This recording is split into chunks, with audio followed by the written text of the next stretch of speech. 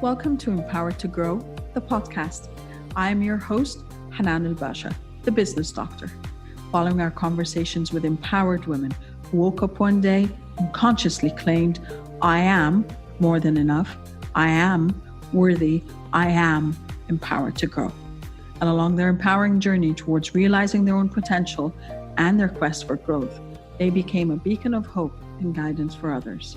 May you also find your inner power to grow. Hello, everyone, and welcome to a new episode of Empowered to Grow podcast. This is your host, Hanan Basha. Today, I am joined by the very lovely and very energetic, because I could feel it right away, Dr. Gala Gorman, who is an acupuncturist, a naturopath, and an author. Dr. Gala, thank you for joining us today. Hanan, thanks so much for having me. I really am looking forward to our discussion here today. Thank you. Well, I know that, it's all about energy, and I can feel the energy you're emitting, and I know you're all about supporting women. But let's start at where kind of the obvious stop is, or our starting point, not the stop. Okay. Empowered to Grow. And that's the name of the podcast. And I would love to know what that means to you as a phrase, and how did it resonate with you? So, in order for us to grow, we need energy, right? If we're operating on fumes and just barely dragging ourselves out of bed in the morning, then there's not much left to maintain what we've created, much less grow. So, learning to free up some resources, figure out ways that we can recharge our energy, our internal fuel tank is the way I refer to it. True. That's going to give you what you need to be able to grow from, to provide you that launching off point, basically. So it resonated with me. I love to talk to women who are really wanting to get out in the world and make their stamp on things, leave a legacy of some sort. And women who are doing that tend to be stretched too thin. And then it doesn't leave a whole lot of extra resources. And we know that we've got to find the resources from somewhere. And so what tends to happen is we just deplete the tank further and further and further and further until something's got to give. Yeah. And that tends to be some sort of disease. And I want women to avoid that. We don't ever want to get there. So we've got to recognize done that. Not fun. We want to recognize the signs and reverse course early enough where it's just like, avoided that one and learned my lesson. So I love that. So from where you're standing today, you're not only empowered to grow yourself, but you also empower others to grow. So can you share a bit more about your story and how you got to where you are today? So I am a CPA in my former life. I'm assuming that you know what that is. I'm a certified public accountant. Yeah. So it's a long story. I got my first job in an accounting firm just a few days after I turned 16. So by the time I was in my mid 30s, I had 20 years in, and I was like done. But in the last 10 years or so of my career, I had started consulting to medical practices. And I was already interested in alternative kind of thought world and applying that to health. But as I consulted to these medical practices, more from their practice management kind of back end, I saw healthcare from the other side, right? Mm-hmm. And I realized over time that was not the way we should be approaching it. And so long story short, I ended up selling my accounting practice because it just felt so incongruent with what I knew I needed to get out there in the world. Yeah. And eventually ended up where I am today. But I have a lot of cancer in my family, particularly on my mother's side, and lost my mom and my sister to cancer. And my sister was a couple of years younger than me. So, in my opinion, that's just absolutely ridiculous and unacceptable. And so that I had been working on this book. My book title is What's Your Kryptonite? Manage the Toxic Stressors Threatening Your Superwoman Status. And I had been working on the book, just the general concepts, for several years. But when my sister passed away, I knew that I had to get the information out there. It just, I had been dilly-dallying around it for too long. So yeah, I don't want anybody, but particularly, women. I have a special place in my heart for women, to allow dis-ease to escalate to disease, because we have not been willing to recognize the warning signs and reverse course before it's too late. So that's how I ended up talking to you and your audience today. And I love that because, when I was researching what you do and everything, and I was like, yep. I knew we were in alignment in the line of thought. For me, it was the other way around. It was going through on the other end. I was going through all of this. I was deprioritizing my health. I was the one sitting across from the doctor who was telling me, I need to hospitalize you now to figure out what's wrong with you, because every symptom was there. I'm like, I can't even afford the time out of my life to be hospitalized. I've got my son, my husband, my work, my studies. And I understood what it means to literally build yourself back up, build your health back up, and prioritize, move yourself up the priority list. Because again, the very corny analogy, but very true, of put your oxygen mask on first, because I was collapsing. I was literally just collapsing. And that's not a great place to be. And that's why for me as well, I love to support women who, I do business. But even as a business, I went out to get my health coaching certification because I wanted to heal me and I wanted to take care of me. And now I say, I can't support you in business if I'm not supporting you in a thriving life alongside, just looking at your life and looking at everything that you need to take care of. And you need to go out and find the specialist if needed, just to be able to support yourself as you are building your business, as you're taking care of yourself, as you're building up your family or supporting your family. So that's why I said I'm very excited about the discussion today, because there are a lot of alignment in the topics. Sounds like it. Yeah. So I love that. And I love how you shifted. And I think the second part, our uncharted discussion, is really going to be about the shift and finding yourself and prioritizing your health. But for now, if from where you stand today, and you said you started a career at 16. So from where you stand today, what advice would you go back and impart on your 19-year-old self? So at 19, I was already burning the candle at both ends. I was taking college courses when I was still in high school.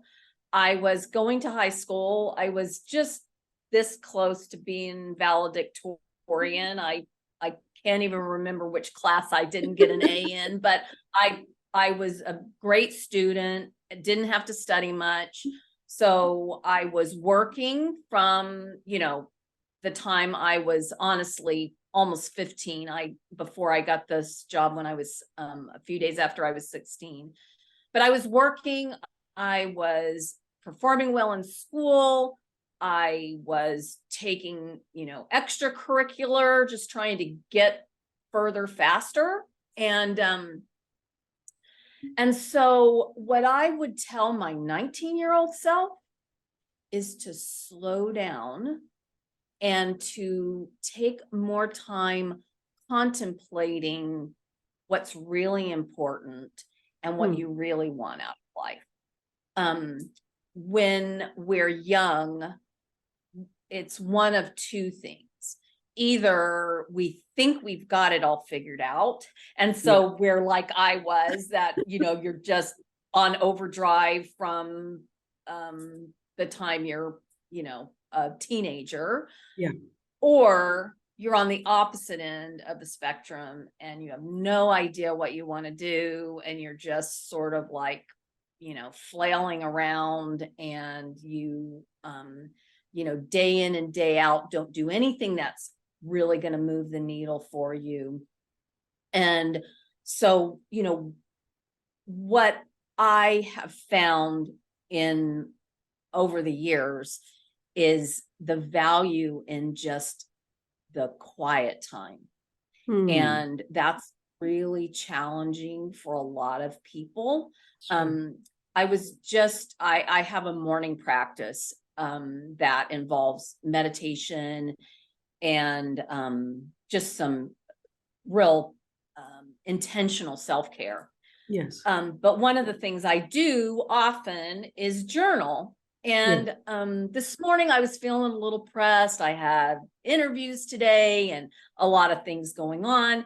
And I thought, well, I'll just like prioritize something else. And I thought, no, the journaling time is the most important time of my day. And I sat there and journaled for 20-30 minutes this morning. And when I got done, I looked at what I had produced and I was like, I could not have created that much insight, value, progress in 2 months of sitting at my desk, pounding away on the computer, like grinding away, forcing myself to get it done and be productive. So 20 minutes saved me months of spinning around. And so, I know for kids, that would certainly be a challenge. Although, teaching kids to journal and, you might call it keeping a diary. Right? I had a diary growing up. Encouraging them to capture their thoughts and, and what they love, and, maybe giving them a little bit of, I want to call it instruction of like how to make that time a little more productive. Right. But anyway, that would be the advice I would have for my teenage self, and certainly myself who was, already overachieving, overburning. Okay, so from the other end of the spectrum, your 90 old self. Oh, 90. Okay. If she had a time capsule and she can send you a thank you note today, what would you like her to thank you for? Wow. I would love to have my 90-year-old self thank me for making energy production the most important thing that I focus on. I was actually writing about this morning. It's always a challenge to figure out how to really motivate someone to not just hear it and in one ear and out the other. And I can't even imagine how I would make these changes. So I'm just going to stick my head in the sand and hope for the best. Right. So the analogy I came up with this morning is the thought of an antique car. Okay. So think of your 90-year-old self as an antique car, right? When I see an antique car, there's a moment of appreciation, because, you know, Yeah. especially when something's been so well preserved, Yes, it's like, that's wow, true. like you know what it's taken, right? So, my next thought is, wow, the TLC, Yeah. tender loving care, that Yep, has that went been into put that. into Yep. preserving that vintage vehicle, this many years.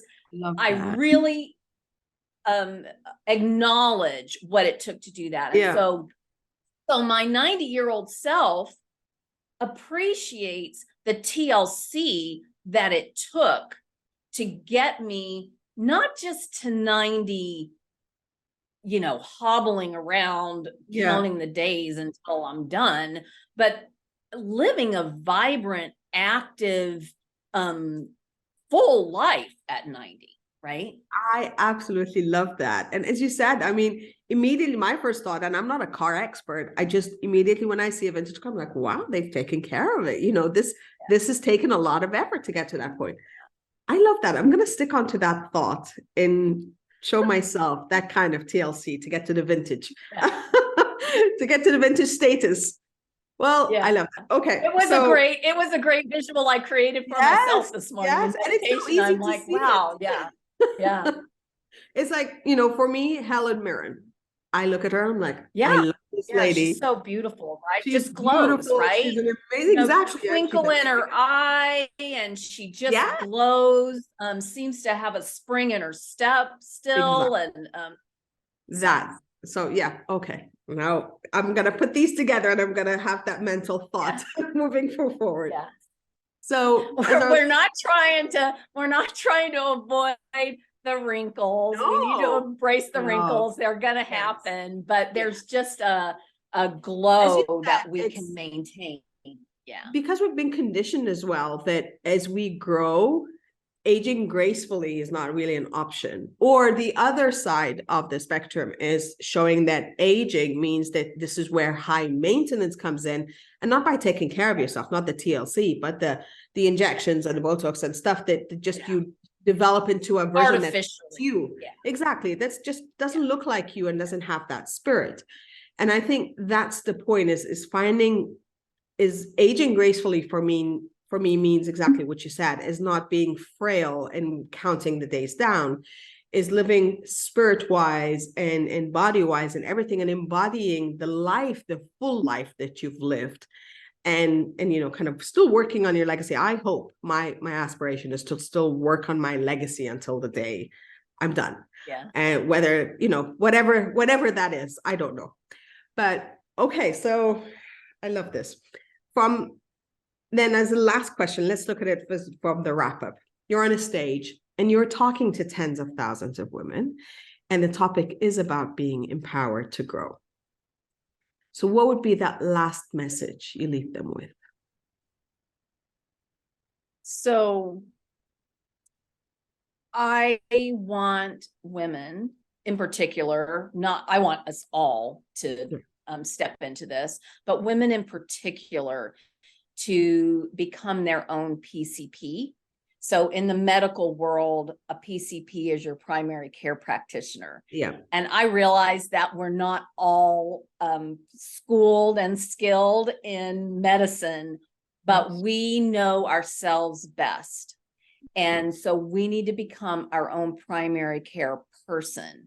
And I want you to step into that role and to own your power, own your role in your health and well-being. And you can't, you know, you can, even the best of the best in whatever field there is, and, you know, looks to the advice of a good coach. You want help seeing your blind spots, you know, things you wouldn't normally notice, maybe or recognize. So this isn't about going it alone, but this is about understanding that, you know, when I hire a coach, Yes.